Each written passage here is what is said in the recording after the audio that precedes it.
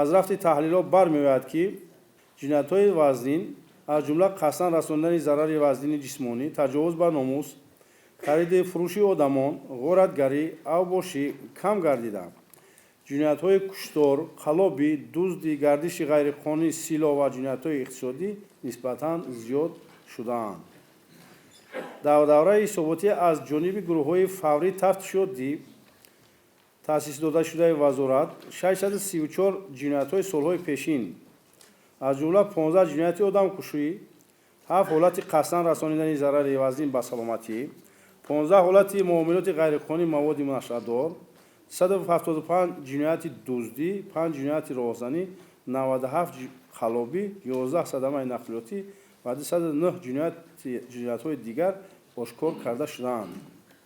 мубориза бар зидди ҷиноятҳои муташаккил, экстремизм, терроризм, гардиши ғайриқонунии маводи мухаддир ва силоҳи оташфишон дар сатҳи зарурӣ ба роҳ монда шуда имкон дод ки аз аҳолии 1288 адад силоҳи оташфишон мусодира карда шавад.